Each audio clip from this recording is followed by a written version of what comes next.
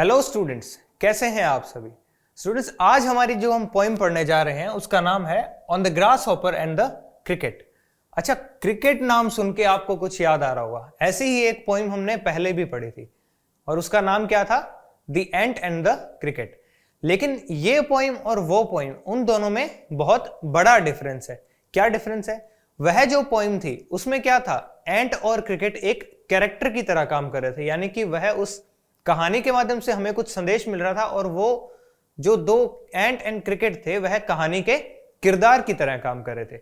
लेकिन इस चैप्टर में यह जो ग्रास हॉपर और क्रिकेट जो दो हैं जीव, वह एक्चुअल में जीव की तरह ही काम कर रहे हैं, उनको किसी किरदार की तरह नहीं माना गया है। ठीक है, क्रिकेट का मतलब झिंगुर होता है, आपको बताया था मैंने पहले भी। और ग्रास हॉपर क्या होता है? ग्रास हॉपर एक, जिसे टिड्डा बोलते हैं, और हमारे राजस्थान में उसे राम जी का घोड़ा नाम से भी जाना जाता है ना, तो राम जी का घोड़ा जिसे हम बोलते हैं वही ग्रास हॉपर होता है। अच्छा, इसका नाम देखिए, ग्रास हॉपर। ग्रास का मतलब क्या होता है? घास, और हॉप का मतलब होता है उछलना।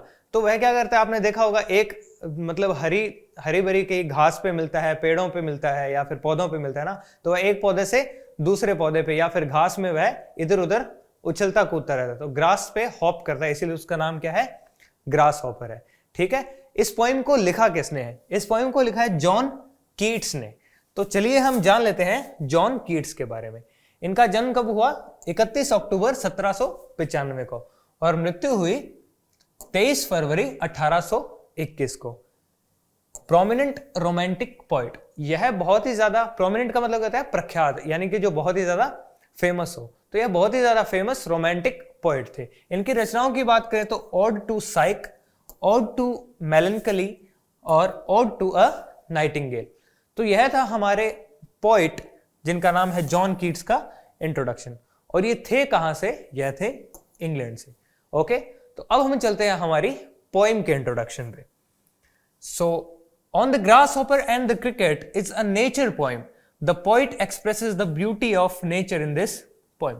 अब क्या है, यह जो पोइम है, यह पोइट बता रहे हैं कि यह नेचर पोइम है। नेचर यानी यह प्रकृति से रिलेटेड है। और इस पोइम में हम क्या पढ़ेंगे? जो प्रकृति की जो ब्यूटी है, प्रकृति की जो सुंदरता है, उसके बारे में हम पढ़ेंगे। तो चलिए हम चलते हैं हमारे स्टैंजा नंबर 1 पे।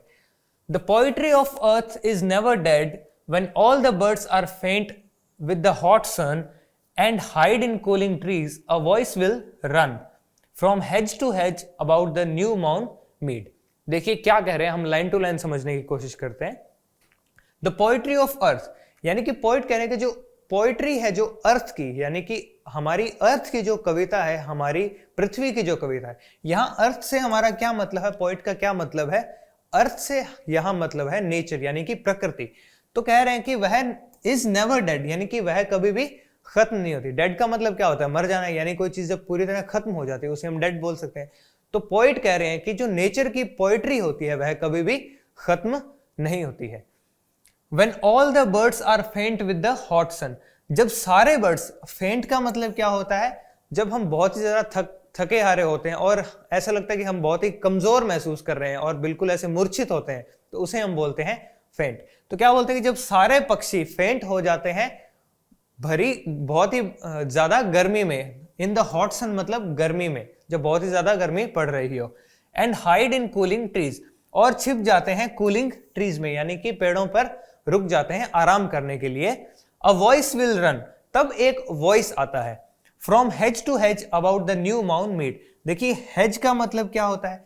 हेज का मतलब होता है जब हम किसी, मान लीजिए कि आपका कोई खेत है, उसके बाद बार बार आप इस बाउंड्री को डिसाइड कर रहे हैं, तो वह बाउंड्री जो होगी जिसे हम बाड़ कहते हैं, तो घास की जो बाड़ लगाई जाती है उसे हम क्या बोलते हैं? हेज बोलते हैं। तो बोल रहे हैं कि हेज टू हेज एक वॉइस रन करता है, एक वॉइस सुनाई देता है about the new mount mead. Mount का मतलब क्या है? यहां काटना। माउंट का मतलब क्या है? काटना, जैसे हम घास को काटते हैं। और मीड का मतलब है ग्रास, यानी कि घास। मीड यहां शॉर्ट में लिखा गया है, मीड का वैसे मतलब क्या है यहां? मीडो। ठीक है, तो मीडो का मतलब क्या होता है? ग्रास होता है। तो बोल रहे हैं कि हेज टू हेज, एक हेज से दूसरी हेज एक वॉइस रन करता है, कहां? जहां घास काटी गई है नई नई। तो इस पूरे स्टैंजा में ओवरऑल पोइट क्या कहना चाहते हैं कि हमारी जो अर्थ की पोइट्री है वह कभी भी खत्म नहीं होती है। हमारा जो नेचर है वह हमें कुछ ना कुछ सुनाता रहता है। अगर बर्ड चुप कर जाए, एकदम पक्षी शांत हो जाए तो क्या होता है, ग्रास हॉपर दिखता है। अगर ग्रास हॉपर शांत हो जाए तो क्या होगा, जो हवा चल रही है वो अगर पेड़ से टकराएगी तो पेड़ों की पत्तियों के सरसराने की आवाज भी आएगी। तो अल्टीमेटली पोइट कह रहे हैं कि हमारे नेचर की पोएट्री कभी भी बंद नहीं होती है, चाहे कैसे भी हालात हों। तो इसके बाद हम देखते हैं stanza number 2। The poetry of earth is ceasing never. Cease का मतलब क्या होता है, स्टॉप हो जाना। जब कोई चीज रुकने वाली होती है, जब एकदम खत्म होने वाले है, तो उसे हम क्या बोलते हैं, सीज। तो क्या बोले हैं, जो फर्स्ट स्टैंजा में जो फर्स्ट लाइन थी उसमें क्या कहा था, the poetry of earth is never dead, और उसी लाइन को बिल्कुल अलग शब्दों में लिखा है इस स्टैंजा में, the poetry of earth is ceasing never, यानी कि जो अर्थ की पोएट्री है, जो नेचर की पोएट्री है, वह कभी भी खत्म नहीं होती है। On a lawn winter evening when the Frost has wrote a silence. क्या होता है कि एक लॉन विंटर इवनिंग, क्या होता है कि हम जब सर्दियों में हम महसूस करते हैं कि जैसे जैसे शाम होती जाती है वैसे वैसे क्या होता है, ठंड इंक्रीज होती है ना। तो वैसे ही जैसे जैसे ठंड बढ़ती जाती है, तो बता रहे हैं कि एक ठंडी शाम को when the frost has wrought a silence, frost का मतलब क्या होता है, बर्फ, और यहां क्या मतलब है, ठंड। तो जब ठंड एकदम साइलेंस ले आती है सारी जगह, रॉट का मतलब क्या है, किसी चीज को लाना, जैसे हम बोलते हैं ना ब्रिंग, ब्रिंग मीन्स क्या होता है, लाना, वैसे ही रॉट का मतलब क्या होता है, लाना। तो जब ठंड के कारण सभी जगह आसपास एकदम शांति हो जाती है, आप ठंड में देखते भी हैं कि लोग जल्दी सो भी जाते हैं, और वैसे भी सभी तरफ ऐसे लगता है कि जैसे शांति छाई हुई है। तो जब ठंड एकदम साइलेंस ले आता है फ्रॉम द, ये स्टोव नहीं, ये स्टोन है, ठीक है, क्या है ये, stone. From the stone there thrills the cricket's song. तब क्या होता है कि स्टोन यानी कि पत्थरों में से, श्रिल का मतलब क्या होता है, बहुत ही एक तीखी आवाज, जो हमें बिल्कुल अच्छी ना लगे, एकदम तीक्ष्ण जो आवाज होती है उसे हम क्या बोलते हैं, श्रिल बोलते हैं।